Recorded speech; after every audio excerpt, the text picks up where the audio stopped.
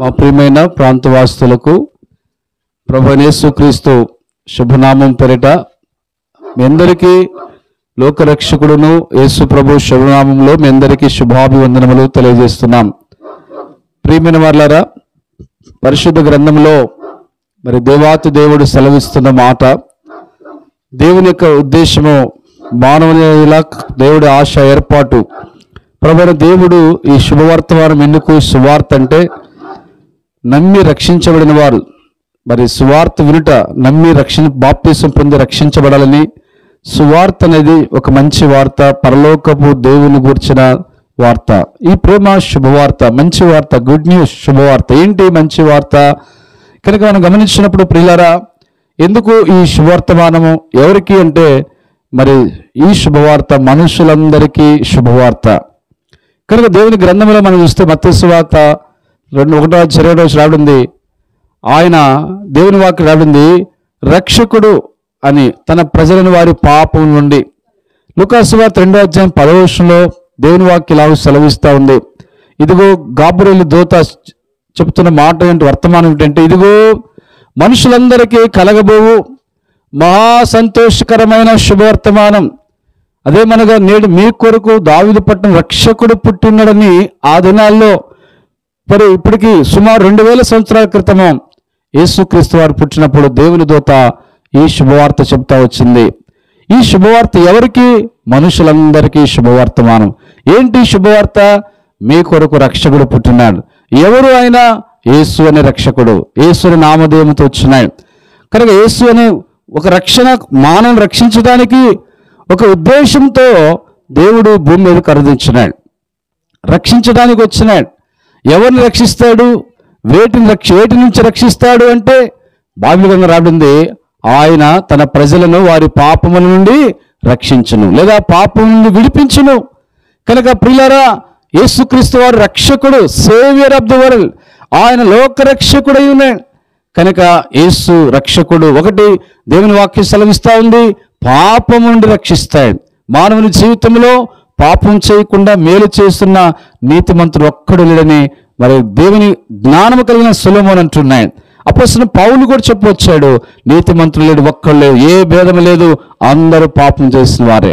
అయితే దేవుడు పాపము నుండి రక్షించడానికి లోకానికి వచ్చినాడు. మనందరం పాపులమే, పాపముల శిక్ష ఉంది, పాపం నుండి రక్షించడానికి. అలాగే దేవుని వాక్యం లూకాసు వార్త 19:10, నశించిన దానిని వెదకి రక్షించుటకు మనుష్య కుమారుడు ఈ లోకమునకు వచ్చినని యేసు ప్రభు జక్కేతో సందర్భంలో పంచుకుంటూ వచ్చినాయి. అంటే నశించిన దాన్ని, ఏంటి నశించేది? పాపం చేత మానవులు పెరుగుట విరుగుట కొరకే. ఈ లోకానికి ఒక దినమున నశింపు ఉంది. అందుకే పెద్దవారు అంటారు, యుగాంతము లోకానికి నశింపు అనేది ఉంది. శాస్త్రవేత్తలు కూడా చెబుతున్నారు, లోకము త్వరలో అంతం కాబోతుంది, యుగాంతం రాబోతుంది. వాస్తవమే, బైబిల్ చెప్తోంది, పంచభూతములు వికట వేండ్రతో లయం కాబోతున్నాయి, భూమి ఆకాశం లయం కాబో దినాలు వస్తున్నాయి, సంఘం ఎత్తబడిన తర్వాత యేసు ప్రభు రాబోతున్నాయి. కనుక ప్రియమైన వారలారా, ఈ లోకమా ఒక దినం అంతం కాబోతుంది. ఈ భూమి మీద సృష్టి, ప్రకృతి, పంచభూతాలు సమస్తం లయం కాబోతున్నాయి. అయితే నశింపు అనేది ఉంది. ఆ నశింపు నుండి దేవుడు రక్షించేవాడు. నశించిన దాని, నశించిపోయే మానవులను ప్రేమ చేత రక్షించడానికి లోకానికి వచ్చినాడు. మూడవదిగా పరిశుద్ధ గ్రంథంలో రాడింది, రోమిలికి రాసిన పత్రిక 5:8-9 దైవోగ్రత నుండి రక్షించునని దేవుని వాక్యం సెలవిస్తుంది. ఎఫెసీ 2 రాడింది, మనమందరం కడమవారి స్వభావ సిద్ధంగా శరీరం యొక్క మనసు యొక్క కోరికలు మన ఇచ్చలు నెరవేర్చుకొనుచు కడమవారి స్వభావ సిద్ధంగా దైవోగ్రతకు పాత్రులమైన ఆ ఉగ్రత నుండి యేసుక్రీస్తు రక్తము ద్వారా రక్షించబడతాం. అంటే దైవ ఉగ్రత, కోపానికి మించిన పదం ఉగ్రత. ప్రకటన గ్రంథం 6 ఆయన ఉగ్రుడుగా కొదమ సింహం వల్ల ఉగ్ర నేత్రాలతో రాబోతున్నాడు. మొట్టమొదటిసారి గొర్రె పిల్లవలు వచ్చాడు, ఈసారి కొదమ సింహం, యూదా గోత్రపు కొదమ సింహం రాబోతున్నాయి, ఉగ్రుడే రాబోతున్నాడు. అందుకే సామంతులు, ఇప్పుడున్న ధనికులు, రాజులు, రాజ్యాలు పరిపాలించేవారు, రాజులు, అధికారులు అందరూ కూడా దినాల్లో, ధనికులు, పేదవారు అందరూ కూడా రక్షణ పొంది కూడా పడిపోయిన వారు, నామకార్థంగా జీవించిన వారు, ప్రభువుని ఎరగని వారందరూ కొండల వైపు, గొట్టల వైపు, ఓ పర్వతాలారా మా మీద పడి ఆ ఉగ్రత మరుగు చేయండి, ఆ ఉగ్రత కనబడకుండా చేయండి. పర్వతం పడితే బాగుంటుందండి, ఒక రాయి పెడితేనే చనిపోతారు మనుషులు. అలాంటిది కొండలు గుట్టలు పర్వతాలు పడితే అంటే ఉగ్రత అంత భయంకరమైంది పర్వతం కంటే కూడా. పిల్లరా, అందుకే ఉగ్రదినం నీ ఆస్తి రక్షించదు. బైబిల్ గ్రంథం చూస్తే ఉగ్రదినం మన బంగారం రక్షించదు. అయితే ఉగ్రదినం రాబోతుంది. ప్రియ గ్రామస్తులారా, దైవ ఉగ్రత భూమి మీద రాబోతాం. అలాగే పరిశుద్ధమైన రాయబడి దేవుని వాక్యం సెలవిస్తూ ఉంది, ఆయన నరకము నుండి పాతాళము నుండి అగ్నిగుండం రక్షించే దేవుడు. పిల్లరా, మానవుడు భూమి మీద జీవించిన తర్వాత 70-80 100 సంవత్సరాలు ఈ లోకాన్ని విడిచిపెడితే పాతాళ నరకానికని వెళ్ళాలా, దేవుని రాజ్యం పరలోకం అని వెళ్ళాలా? అయితే ఈ లోకాన్ని విడిచిపెడితే సిద్ధముగా 2 ఉన్నాయి, ఒకదానికి వెళ్ళాలి. పాతాళ అపరిమితంగా నోరు తెరుచుకొని ఉన్నది, అగ్ని ఆరదు, ఆత్మ చావదు, భూమి కింద పాతాళం, యుగ యుగాలు కేక ఏడుపు, అక్కడ ప్రలాపించే స్థలం. పాతాళములో ఏ పని ఆలోచన జ్ఞానం ఉండదు, యుగ యుగాలు ఏడుపు కేకలే ఉంటది. ఆ పాతాళములను అగ్నిగుండమును రక్షించడానికి యేసుక్రీస్తు లోకానికి వచ్చాడు. అలాంటి పరిస్థితి నుంచి రక్షించి ఆ రక్షకుడు పరలోక రాజ్యంలో ప్రవేశపెడతాడు. ఆ నిత్య జీవాన్ని, ఆ గొప్ప రక్షణ అనగా ఆత్మ మోక్షములో పరలోకంలో చేరడం, యుగగాలు దేవునితో ఆనందంగా సంతోషంగా జీవిస్తావు. ఇంతవరకు దేవుని వాక్యం విన్నాం కనుక ప్రభు ఇలాంటి వాటిని రక్షిస్తాడు. ఈ రక్షకుడు కావాలా వద్దా తీర్మానం ఇదే. తునీకరించి నిర్లక్ష్య పెడితే ఎంత గొప్ప రక్షణ నిర్లక్ష్యం చేస్తే ఎలాగూ తప్పించుకుంటావు, దైవోగ్రత, నిత్య తీర్పు, నరకం. దేవుని వాక్యం హెచ్చరిస్తాం. అయితే ప్రేమగల దేవుడు ప్రేమిస్తున్నాడు. ఈ సాయంకాలం ఈ శుభవార్త అందిస్తున్నాడు. దేవుని శుభ సందేశం ఏంటంటే ఇప్పుడు క్రీస్తు యేసునందున వారికి ఏ శిక్షా విధియు లేదు, రక్షణ సిద్ధంగా ఉంది.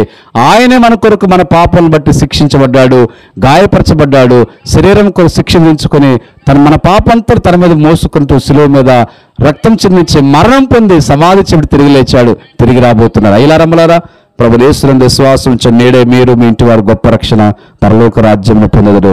మీ క్షేమం కొరకే, మీ కొరకే ప్రార్థన చేస్తారు.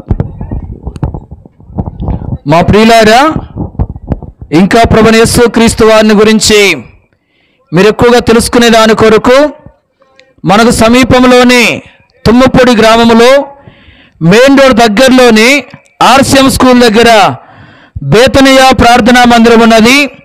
అక్కడ ప్రతి ఆదివారము ఉదయకాలము 7 గంటల నుండి 9:30 వరకు, 10:30 నుండి 1:30 వరకు దైవారాధన కార్యక్రమాలు జరిగించబడుతూ ఉంటున్నాయి. వారంలో ఆయా కూడికలు జరిగించబడుతూ ఉంటున్నాయి. దైవ సేవకులు కుటుంబంగా ఉంటున్నారు. దైవజనుడు భక్త సింగ్ గారు దేవుడు అనుగ్రహించిన ప్రత్యక్షతలో పరిచర్య జరిగించబడుతుంది. మీ అందరినీ ప్రేమతో ప్రభు అయిన యేసుక్రీస్తు నామములో ఆహ్వానిస్తూ ఉంటున్నాం. ఈ స్థలాన్ని విడిచి వెళ్ళక ముందు మీ క్షేమం కొరకు మేము ప్రార్థన చేస్తాం. పరిశుద్ధుడైన మా తండ్రి, ఈ ప్రాంతంలో ఉన్న ప్రజలకు మీ రక్షణ సువార్తను మేము ప్రకటిస్తూ వచ్చాము. ఈ ప్రాంత ప్రజలందరూ మీ నామములో విశ్వాసం ఉంచి పాప క్షమాపణ పొంది నీతిమంతులుగా తీర్చబడి పరలోకానికి వారసులుగా చేపట్టుకు సహాయం చేయండి. ఎవరైతే ఈ ప్రాంతంలో అనారోగ్యంతో బాధపడుతున్నారో వారిని స్వస్థపరచండి. ఎవరైతే సమస్యలు ఇబ్బందుల్లో ఉన్నారో వారికి సహాయం చేయండి. ఈ ప్రాంతంలోని ప్రతి కుటుంబాన్ని, ప్రతి ఒక్కరిని మీరు జ్ఞాపకం చేసుకుని నిజమైన శాంతి సంతోషాన్ని వారికి అనుగ్రహించండి. మీ దయచొప్పున ఈ ప్రాంతం నుంచి అనేకులను బేతనియాకు మీరు నడిపించండి. మేము ముందుకెళ్తుంటున్నాం, మీ సన్నిధి మాకు తోడుగా ఉంచమని యేసుక్రీస్తు ప్రభు నామమున ప్రార్థించి స్తుతించి వేడుకొనుచున్నాం తండ్రి.